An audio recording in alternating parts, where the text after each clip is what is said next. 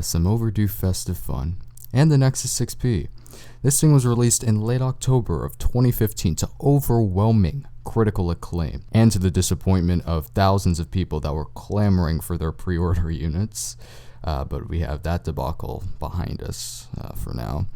Numerous revered publishers, such as The Verge, have called this phone the best Android phone you can get. And if you take a cursory glance at the spec sheet, that shouldn't seem like such an alarming claim. I mean, this has a 5.7-inch Quad HD AMOLED display, 3 gigs of RAM, a nice camera on the Nexus for once, blah blah blah. You know all this crap by now. And ideally, I'll refrain from repeating phrases you've heard before dozens of times, like the way Google intended, and that ridiculous horse manure. So here's to attempting to provide a review devoid of BS.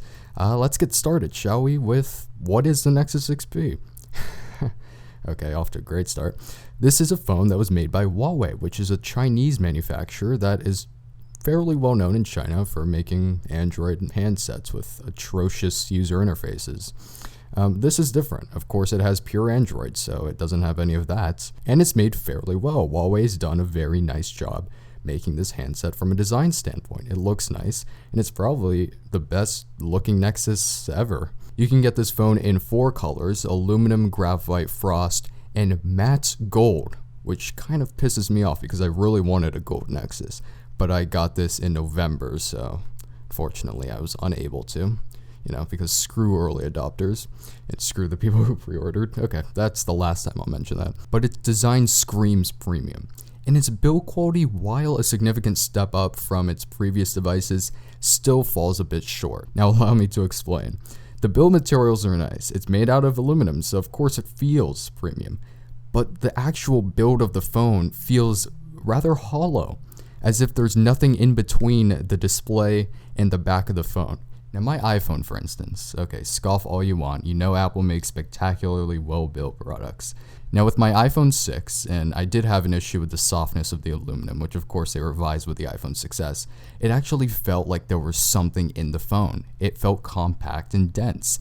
This does not. It feels hollow, and that makes it feel like they cut corners somewhere in the manufacturing process. Now, I'm not implying that this phone feels cheap, because it does not. It feels like a good $600 phone. But if I spent $900 on this, I would feel a bit disappointed with the build quality. Arguably, it's the best looking phone, especially from the back, because the fronts, the bezels, but it's not the best built, at least from feeling it. It just, I don't know. I'm not completely sold, and I've had this thing for a couple of months. So here's a quick device tour. I'm not going to point out the buttons and ports and everything, because that's stupid. You've seen it already in hundreds of other videos, if not dozens. And here's the front of the phone. Now the bezels are slightly excessive, but it's an AMOLED display, so the display technology prohibits the front panel from being, too high in terms of screen to body ratio. But the Note 5 has an AMOLED display, and it has a higher screen to body ratio than this thing does. But the bezels are a bit excessive, and I wish they were slimmed down a bit. So in terms of design, it looks very robust, especially from the back, and it's a classy looking phone overall. In terms of build quality, it's good, very good even, and very, very good for a Nexus, but it's not quite as well built as the iPhone 6s Plus or especially the Note 5. This is my second Nexus 6P. I had to return the first one because the AMOLED display was inconsistent. There was a pink hue on the left side of the screen, and the right side of the screen was normally calibrated. This annoyed me to no end, so I RMA'd it and got this, which was a replacement. Now there was a 1-day period in which I had both of the phones in my hand, and I could tell quite a substantial difference between the two in terms of feel in the hand. My replacement device is grippier than my old device was, or my defective one was. And the buttons on this device are mushier and not quite as clicky as the ones on my defective device. So I think there's quite a significant variation between devices. Now, to some degree, this applies in all manufacturing plants, whether it be Apple's, Samsung's, etc. But I think that Huawei just doesn't really have the same degree of quality control that larger companies do. And of course, this might lessen over time as Huawei gains traction in the United States, but I feel as if the quality control is just relatively mediocre. So you could end up having a device with a defective display, or maybe creaky body, or an easily shatterable, glass lens thing at the top. I guess this is just a precaution. Just when you first get your phone, make sure that there aren't any issues with the display. Make sure that the build is nice, that there isn't a significant difference between this part, which is actually made of a different material than the rest of the phone is. And of course, this resulted in some sort of defects with this bottom panel, ripping off or being significantly elevated from the remainder of the phone. So just watch out for these things. Of course, with a phone that's competitively priced and from a manufacturer that isn't quite popular in the States or in the UK, it's to be somewhat expected. So just look out for build inconsistencies, because that may be a potential issue for you, as it was for me. I know several people, especially on the subreddit r/Nexus6p, that went through multiple phones before they found one that was satisfactory. And if that's the case for you, I say do it. You're spending $500, $600, $700 on a phone. Just keep returning until you're satisfied with your replacement device. And I just wanted to address that since nobody has, because, the majority of tech publications receive their devices for free. So of course it wasn't that big of a deal. But when you're spending $600 out of your pocket, you really want the best phone you could possibly get. So just keep RMAing your phone until you find one that's satisfactory enough for you, or even good enough, or exceeds your expectations. Or if you get one that's perfect the first time around, good for you. I think that since this phone has been out for quite a while now, Huawei has sort of ironed out the kinks as far as manufacturing defects go. So that's good, but still watch out for it nonetheless. Now, screen quality. The highest pixel density that I've ever owned was 326 ppi, and that was on my iPhone 6. So the jump to 518 pixels per inch, or to a 5.7 inch 1440p AMOLED display, was quite jarring. And I love AMOLED display technology. Now, aside from the fact that you can possibly get a defective one, which I had, now that I have a good one that's uniform throughout the display, this display overall is very, very good. It was supplied by Samsung, as I'm sure most of you know. It's probably a last generation panel, but it's good enough. It's a very nice display, best display ever on a Nexus. Of course, it's a premium phone, so that's to be expected, but it's much better than the Nexus 6's display, which sort of suffered from cloudy whites and even more pinkish displays, which was also quite concerning back then. It's a great display. It's not as good as the Note 5's display, or the Galaxy S6's display for that matter, but it's very good. It's up there. It's possibly the second best display on a smartphone. Now, the main gripe I have with this is that the display doesn't seem to be laminated onto the glass. Now, again, I'm going to talk about the iPhone because that's what I have experience with. I've owned two smartphones before this, a Nexus 4, and then I switched to an iPhone. I jettisoned the iPhone once this came out because I was sick of iOS's limited functionality, and I despised the fact that I relied on a jailbreak to enjoy using my device. Now, in terms of the display, while the iPhone's pixel density is mediocre, especially with the standard sized one at 326 ppi, the display technology that Apple uses is great. They're great at manufacturing displays. Now, even though they might outsource their display manufacturing, their displays were very, very close to the glass. This, however, not so much. It seems as if there's like a barrier between the glass and the display itself. So I don't know, maybe that was a manufacturing decision to reduce costs or something, but it's just, I don't know, it's not quite as in your face as the iPhone's display is. And I'm sure this isn't a limitation of AMOLED displays because the Note 5 has a rather laminated display. If you understand what I'm referring to, then maybe this is useful to you. If you don't, then it's not a big deal. The main thing is that this is a very, very good display, and I doubt you'll have any issues with it. Now, I increased the saturation of the display past its standard default, which is because I'm a sucker for saturation, and it's a customizable display. If you don't like something, root it. I mean, it's a Nexus device. And that brings me to software. This is a modder's paradise. When this phone was announced, I was on it like, let's see, what's a good simile? Like a lion on a dead carcass of some animal that lions eat. Yeah, dead silence, I expected that. But it's because this is a highly customizable phone. The ROM community is thriving. This is the best phone to get if you want to mod your phone. If you like rooting, installing custom ROMs, look no further. This is the best phone for that. because the developer community is just so expansive and it's ever expanding. This is the phone to get. I cannot emphasize enough if you're interested in that, if you like increasing your phone's potential tenfold. Skip the Note 5 because thanks to that Exynos processor, you're not getting any useful custom ROMs anytime soon. The only other phone I can think of that was released in 2015 that may have comparable ROM support is maybe the Moto X Pure Edition, because the kernel source is fairly close to Google's stock, because Motorola tends to not stray too far away from stock Android. And of course, the other Nexus phones that were released recently, like the Nexus 5X and the Nexus 6. Really, the Nexus 5X, Nexus 6, Nexus 6P, and to a lesser degree, the Moto X Pure Edition. Get those phones if you're thinking about modding and rooting. But get this one out of all of them. Do you dislike your battery life? Flash a custom kernel and increase it. Do you want to enhance your GPU's performance? Flash a custom kernel on it and do that.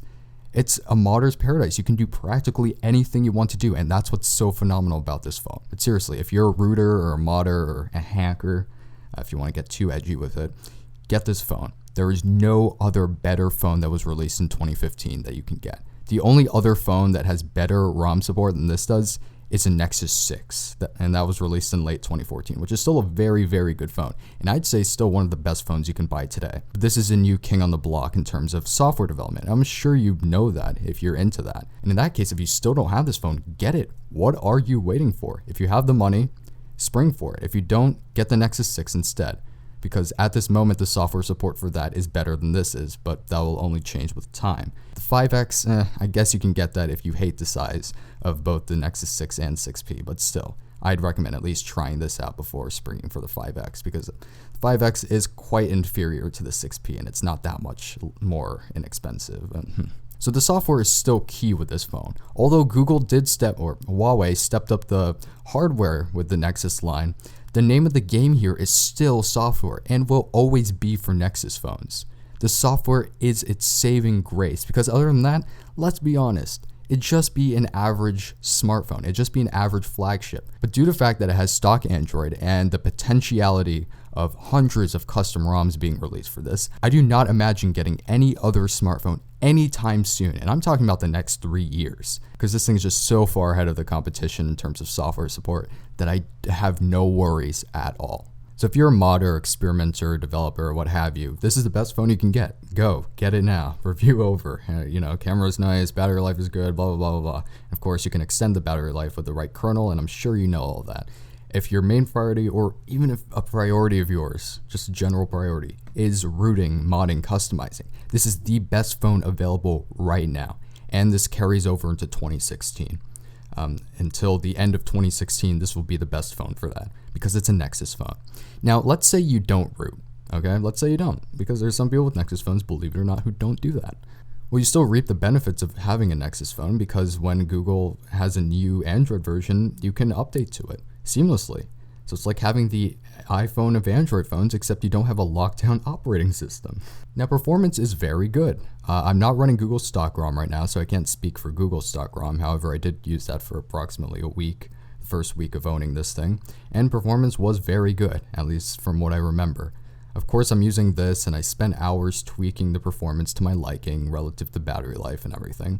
So I sorted all that out. So performance on my phone is spectacular. I have no issues with it whatsoever, and I'm able to squeeze out more battery life out of my device due to kernel adjustments I've made.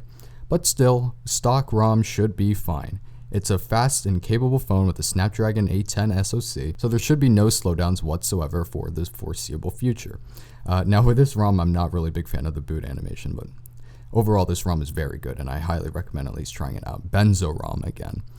This version is slightly unstable, but I'm fine with it because I get so many perks out of it. But that's for another video, which I'll do soon. Due to Layer Manager, I'm able to make many UI elements transparent, or, I can tweak anything I like, and I love that. And the performance is nice too. See if I'm able to. Of course, it's not a one-handed device, but here's a tip to make your device one-handed. Instead of gripping the sides, how about you put your fingers in the middle of the phone so you're able to do this and maneuver your phone with ease? Think about that for a second. Really, I don't have to beat a dead horse. No issues with performance. Buttery smooth, really. And the fingerprint sensor is insanely fast. No worries whatsoever. I don't use fingerprint sensor authentication on my phone, but I've used it and it works, and it's amazingly fast and adaptive to your fingers. So Now the speakers are very nice. I mean, they're clear and they get rather loud. Now, I've tweaked this with Viper for Android, which allows me to adjust the audio for my speaker and my audio output for my headphones. And that's a root application, so it doesn't come stock. But you will need this for this phone, and I will tell you why in a bit. But as far as the speakers go, they're nice and loud, and arguably the best speakers on any smartphone right now. Maybe being beat by the HTC One M9, but they're dual front-firing speakers, and I doubt you'd be unsatisfied, really. Because if you are unsatisfied with these speakers, there is something wrong with you. Now, if you Google Nexus 6P camera samples, I'm sure you'll actually find some online. Do it. I mean, try it out if you haven't already. But the camera is very nice, really. f2.0 aperture, so fairly admirable depth of field. 4K video capture is nice, although it lacks optical image stabilization, which is very disappointing, or any stabilization for that matter. But it's a nice camera, rather quick to focus. I mean, Google's app is rather limitative, but it's not that big of a deal. The front-facing camera is wide angle. I dislike that since it alters your face quite a bit for selfie taking, because it's wide angle, so it really distorts your face quite a bit if you don't take group selfies, which I never do because I find those to be ridiculous, and I seldom find the need to take a picture with somebody else. But yes, the front-facing camera is good, but it's wide angle, and I don't like that. And the rear-facing camera is very good, possibly beaten by the Galaxy Note 5 and S6 and G4 and V10, but it's very good and exponentially better than its predecessor, the Nexus 6. And now, the worst part of this phone, the audio DAC. The headphone quality of this phone is terrible. Really, it is the worst output I have ever heard from any device ever. No joke. At low volumes, the output is staticky. I've had this on both of my Nexus 6Ps, so this isn't because this is defective. It just seems to be something wrong with the phone intrinsically. And in terms of frequency response, it seems as if the bass is overwhelming. Headphone quality is disappointing at least. And at most, it's blasphemous, really. The output volume is weak to begin with, so that's disappointing. And on top of that, the quality itself is not good. Viper for Android is a must on this phone if you listen to music at all. My 6-year-old iPod Nano has better output quality than this does. That is no lie. So I guess you can use this phone unrooted if you don't listen to music much. And if you do, be prepared to be disappointed. I mean, if you don't care about headphone quality at all, yeah, maybe I can say this will do for you, but if you care about audio quality in the slightest, Viper for Android is mandatory. This enhanced my audio quality exponentially, but it comes at the cost of battery loss. I mean, when I use this, battery drain is quite noticeable, so that's unfortunate. And it's a workaround too. I shouldn't have to use Viper for Android in order to make my music sound good. The standard audio output should be good enough. My iPhone 6 runs circles around this in terms of headphone quality and volume. Volume is fairly important too, because if you can't hear the music, because I listen to a bunch of unmastered 80s music, and that usually has low output in itself, so it renders unmastered music virtually inaudible. So yeah, if you're going to take away something from this video, is that the worst thing about this phone by far is the audio DAC in this phone, or at least the headphone quality. Because I mean, it must be using Snapdragon's standard audio DAC, right? So how could it be this mediocre? I have no idea. But you're going to need Viper for Android if you take portable music listening even somewhat seriously. It's quite a deal breaker for me because I actively listen to music and I like quality music. I am an audiophile of sorts, so it's very disappointing to me. And I almost wanted to return this, but the fact that this is so flexible software-wise made it a semi-non-issue. But it's still an issue nonetheless, and I'm disappointed in Huawei and Google for continuing to greenlight this because the Nexus 6 had abysmal audio quality as well. I don't know what the deal is. I guess we can't have everything, and this is definitely the Achilles heel of the Nexus 6P and the 5X and the Nexus 6. Disappointing, really. Now let's end this on a good note. Battery life is very good. This has like a 3450 milliamp hour battery, so a very large battery. And I mean, it's not quite as good as the battery size would suggest, but it's still very, very good. Stock, I'd get maybe 4 to 4.5 hours of screen on time. With tweaks enabled, I get well past 5 hours. So it's very good in terms of battery life. And with the right kernel, you can extend battery life by quite a bit, I'd imagine. So main question, is this the best phone for everybody? No, of course not. People like smaller phones in this, so they'd go for a smaller phone. People like phones that run iOS, so they'd probably get an iPhone. But in terms of an Android smartphone, for me, this is the best Android smartphone you can get. And for many people, I can say the same thing. The Note 5 still has a better camera, still has a better display, still has better audio output, and that one's particularly apparent. I mean, the Note 5 crushes this in terms of audio output quality. But for Android purists especially, this is the best Android phone out right now. And it's not as expensive as the Note 5, which is the best part. Now, where do I stand as the reviewer? Now, there are 3 other Android phones I'd consider if it came down to it. First one, the Galaxy Note 5. That has been getting very, very positive reception. But that has TouchWiz, and I don't like TouchWiz. And it has an Exynos processor, which means that custom ROMs for it are generally non-existent. And if they are a thing, then they stick to TouchWiz. And no, I want an AOSP ROM, so I really wouldn't want that. Next one, the Moto X Pure Edition. That stays very close to stock Android. Updates have been fairly consistent so far, but Motorola has kind of gone down the crapper thanks to Lenovo. That is planning to rebrand the Motorola line. What is it? Moto by Lenovo. Ugh. So no, I'd stay away from that.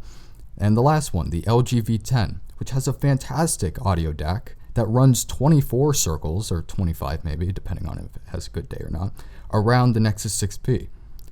But that has LG's UI, which is worse than TouchWiz for me. But that has a Snapdragon 808, so custom ROMs or AOSP based ROMs might be a thing down the line, so I wouldn't mind that. But that's the thing. I wouldn't mind owning those 3 phones, but I'd want to have this phone. And that's why for me, this is the best phone out right now, no questions asked. And I wouldn't mind having an iPhone. It's a good phone all around. I mean, the iPhone 6s Plus looks a bit ugly to me. It just looks like an awkwardly large, expanded version of the iPhone 6s, like somebody stretched it out and forgot to adjust the elements of it accordingly.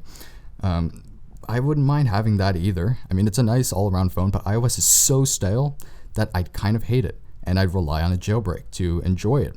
Now, 3 years down the line, this would be the flagship of yesteryear, or, multiply that by 3, and it won't be the best phone out anymore. There'll be a bigger and better phone, probably the Nexus 6PS, for whatever, something ridiculous like that. And that'd be okay, because 3 years down the line, the software support for this thing, and more specifically, the developer support for this thing, will still be a thing, which really excites me and makes me confident in owning this thing. Because my friends that have Galaxy S6s, sorry bud, a couple years down the road, you won't want that anymore.